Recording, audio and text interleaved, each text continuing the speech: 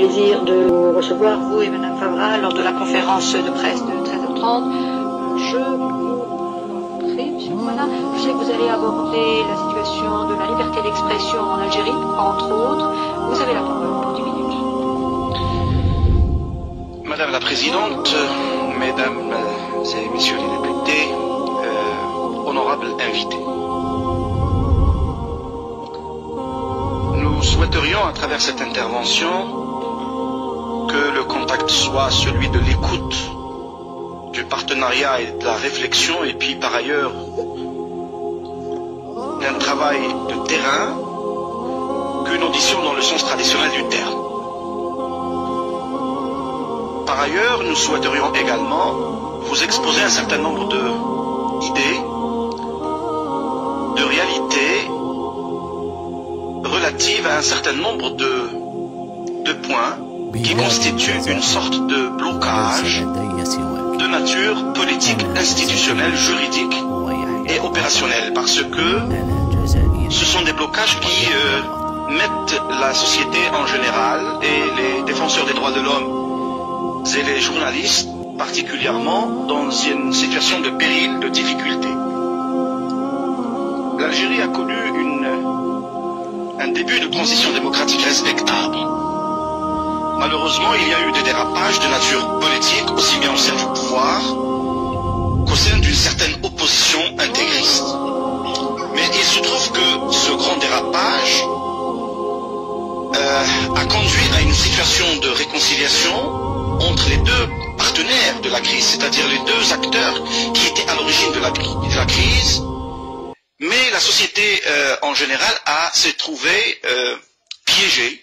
par une certaine panne historique, et par ailleurs, c'est cette même société que nous représentons ici, d'une façon ou d'une autre,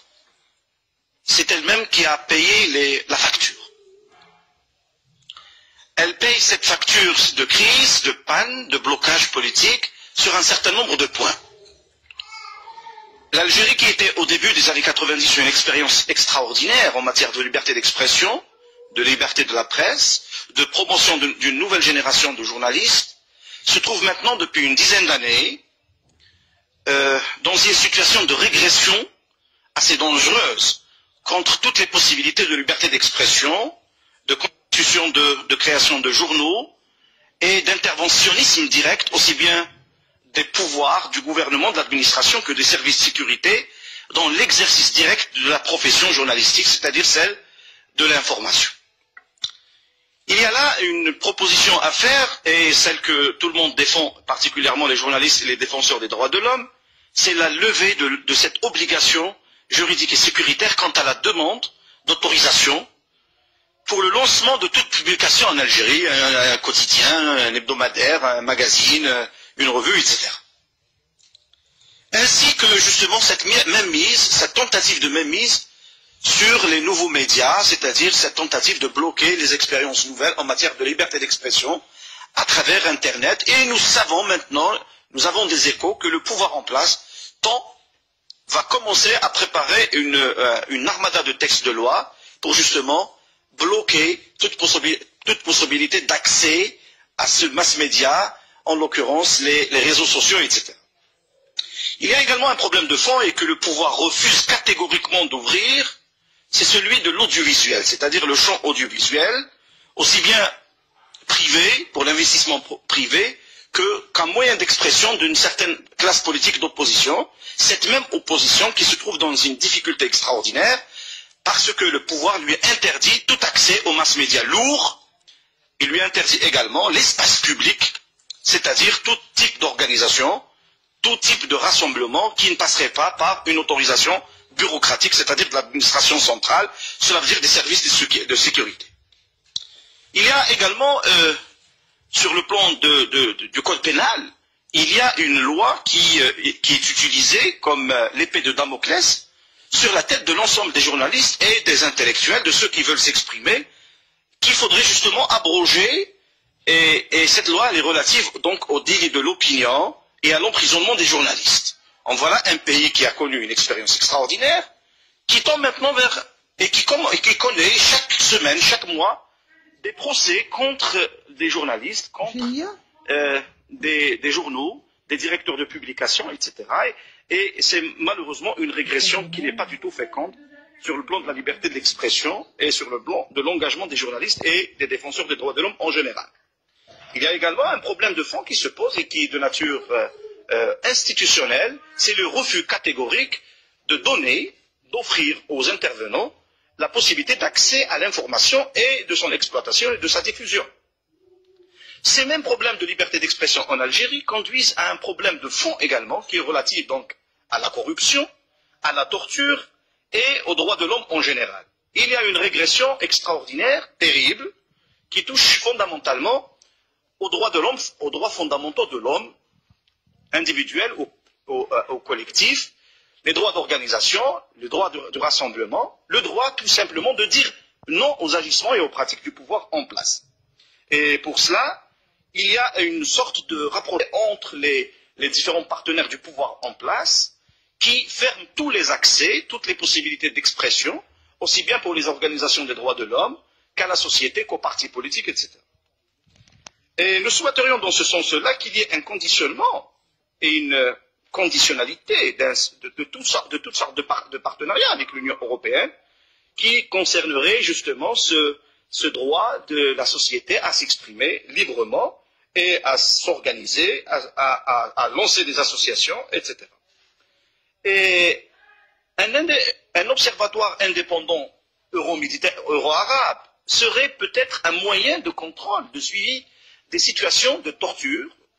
des situations de droits de l'homme, des situations de liberté d'expression dans nos régions. En dernier lieu, il est nécessaire pour nous aujourd'hui, nous sommes ici à l'intérieur d'une institution qui représente les peuples européens, nous sommes ici pour parler avec les peuples européens et nous ne souhaiterions pas parler directement au gouvernement européen. Parce qu'il se trouve que ces mêmes gouvernements européens renforcent les régimes totalitaires dans nos régions et particulièrement en Afrique du Nord et dans le cas de l'Algérie particulièrement, en donnant une certaine légitimité à ces régimes pour une multiplicité de raisons. Il y a cette histoire de guerre contre le terrorisme dans la région, qui est utilisée comme un moyen de pression contre la société, d'autant plus que l'Algérie vit depuis 1992 sous l'état d'urgence. Et vous savez, l'état d'urgence supprime toutes les possibilités d'accès à la liberté, d'accès au contrôle et au choix du peuple à travers ses représentants, c'est-à-dire les députés et les autres. L'état d'urgence nous empêche d'agir librement et par ailleurs, il se trouve que de l'autre côté de la Méditerranée, de l'Union européenne en général, le pouvoir en place tire sa légitimité sur cette question de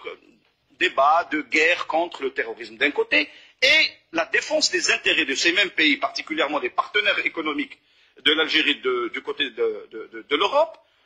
la défense des intérêts de ces pays-là. Donc nous considérons que cette complicité indirecte des gouvernements européens bloque les processus de changement, de rupture, de transition dans nos pays et ça remet en cause l'essentiel des grandes valeurs de la démocratie occidentale, aussi bien sur le plan du principe que sur le plan des agissements de ces institutions et de ces gouvernements. Par ailleurs, et le plus important pour nous en tant que société civile, c'est de créer et de renforcer les différents types de réseautage, c'est-à-dire des réseaux, entre justement les différents acteurs de la société civile, des défenseurs des droits de l'homme, des journalistes, des espaces publics d'expression et également d'apprentissage de la chose publique, c'est-à-dire de la pratique politique, aussi bien pour la classe politique que pour les intellectuels, que pour les journalistes et que pour tous les intervenants qui interviennent sur le terrain politique, le terrain des droits de l'homme et de la presse, pour défendre un certain nombre de valeurs, en l'occurrence la démocratie et la démocratisation. Donc, nous nous adressons à vous aujourd'hui, non pas pour vous substituer à nous, on change la situation chez nous, nous croyons que le changement ne viendrait ni de l'Europe ni des États-Unis d'Amérique, il ne pourrait venir que de l'intérieur de ces pays, à travers les acteurs locaux, à travers les intervenants locaux, mais à condition qu'il y ait un partenariat sur le plan des grandes valeurs et des grandes actions communes entre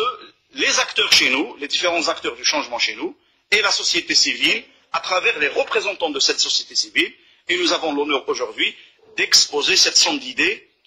à vous, intervenants, faiseurs d'opinion, de l'opinion publique européenne. Vous êtes les représentants du peuple. Nous comptons beaucoup sur vous. Je vous remercie.